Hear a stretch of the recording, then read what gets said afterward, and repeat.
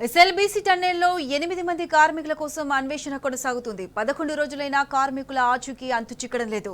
Rescue సిబ్బంది రాత్రింబవళ్లు సహాయక చర్యల్లో పాల్గొంటున్నారు. ఎస్ఎల్బీసీ సొరంగం పైకప్పు కూలిన చోట ప్రస్తుతం ప్రమాదకర పరిస్థితులు నెలకొన్నాయి. రోబోలు వినియోగించడంపై చర్చ జరుగుతుంది. రాడర్ గుర్తించిన చోట మాన్యువల్ గా తవ్వకాలు చేస్తున్నా ఉబికి వస్తున్న నీళ్లు సహాయక చర్యలకు అడ్డంకిగా మారాయి. టీబీఎం మిషన్ శిథిలాలు తొలగిస్తే మినీ జేసీబీ లోపలికి వెళ్లే అవకాశం ఉంది. ఈ జేసీబీ లోపలికి వెళ్తే సహాయక చర్యలో వేగం పెరిగే ఛాన్స్ ఉంది. పరిస్థితులు ఇంత ప్రమాదకరంగా ఉంటే రేవంత్ ప్రభుత్వం నుంచి తగిన పర్యవేక్షణే కరువైంది. నిన్నటి నుంచి టన్నెల్ వద్దకు మంత్రులు ఎవరు రాకపోవడంపై పెద్ద ఎత్తున విమర్శలు వినిపిస్తున్నాయి.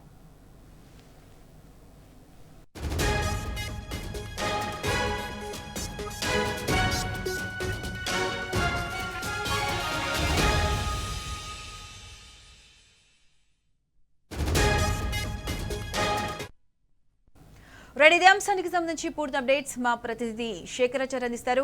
శేఖరాచారి, చెప్పండి, టన్నెల్ దగ్గర ప్రస్తుతం పరిస్థితి ఎలా ఉంది? పూర్తి అప్డేట్స్ ఏంటి?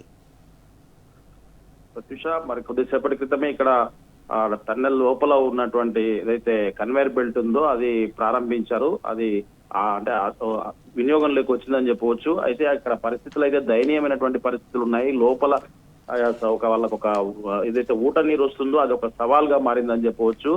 లోపల ఏదైతే రాడార్ సంబంధించినటువంటి గుర్తించినటువంటి ప్రదేశాలు ఉన్నాయో అక్కడ మాన్యువల్ గా మనుషులు తవ్వుతున్నటువంటి ఎవరైతే సహాయక సిబ్బంది వెళ్లారో వాళ్ళు తవ్వుతున్నటువంటి ప్రదేశాల్లో ఊట నీరు ఉబికి వస్తుండడంతో వాళ్ళకు అదొక సవాల్గా మారింది. అక్కడ 8 చోట్ల తవ్వకాలు జరుగుతున్నట్టుగా మనకు తెలుస్తా ఉంది. అయితే ఈ టన్నెల్ మిషన్ సంబంధించినటువంటి బోర్ మిషన్ సంబంధించినటువంటి శిథిలాలను పూర్తిగా తొలగిస్తే కానీ అక్కడ పూర్తి స్థాయిలో లోపలికి వెళ్లే అవకాశం ఉందని చెప్తా ఉన్నారు. ఆ శిథిలాలను తొలగిస్తా ఉన్నారు. అది చాలా వెయిట్ గలటువంటి మిషన్. కటింగ్ కూడా ప్లాస్మా కటింగ్ చేస్తున్నప్పటికీ అది కటింగ్ కూడా సహకరించడం లేదని చెప్తున్నటువంటి పరిస్థితి కనిపించింది. అయితే అక్కడ కటింగ్ చేస్తున్నప్పటికీ ఆ శిథిలాలను కూడా ఇప్పటి వరకు బయటికి తొలగించాలంటే ఇబ్బందిగా ఉన్నది. కన్వేయర్ బెల్ట్ సంబంధించి ఇప్పటి వరకు డే 1 నుంచి కూడా ఏదైతే ప్రమాదం జరిగిన రోజు నుంచి కూడా ఇప్పటి వరకు కూడా అది పనిచేయలేదు. ఇప్పుడిప్పుడే ప్రారంభమైందని చెప్తా ఉన్నారు.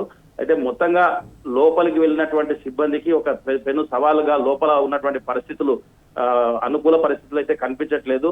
వాళ్ళు లోపలికి వెళ్లి పనులు చేస్తున్నటువంటి క్రమంలో పైన ప్రమాదాలు పొంచి ఉన్నాయని చెప్పేసి ఆ బురద మట్టి ఏదైతే తీస్తా ఉన్నారో చాలా మటుకు మళ్ళీ లోపలికి వస్తున్నట్టుగా వాళ్ళు చెప్తున్నటువంటి పరిస్థితి కనిపిస్తా ఉంది. కొన్ని మీటర్ల మేరకు అది పేరుకుపోయిందని చెప్తున్నటువంటి పరిస్థితి కనిపిస్తా ఉంది. దానికి సంబంధించి ఈ టన్నెల్ బోర్డ్ మిషన్ సంబంధించి అనేక అవాంతరాలు ఏర్పడుతున్నాయని చెప్పేసి చెప్తున్నటువంటి పరిస్థితి కనిపిస్తా ఉంది.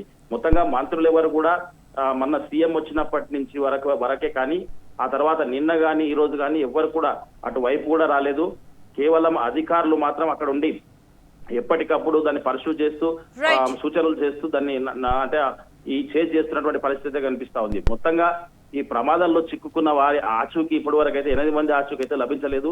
వారి కోసం వారి కుటుంబ సభ్యులు ఎంతగానో దిగాలు చెందుతున్నటువంటి పరిస్థితి కనిపిస్తా ఉంది. మా వాళ్ళ ఆచూకీ ఏంటని చెప్పి ప్రశ్నిస్తున్నటువంటి పరిస్థితి కనిపిస్తా ఉంది. గంటకు టెన్షన్ పెరుగుతున్నప్పటికీ కూడా అక్కడ మాత్రం వాళ్ళ ఆనవాళ్ళు కానీ ఆచూకీ.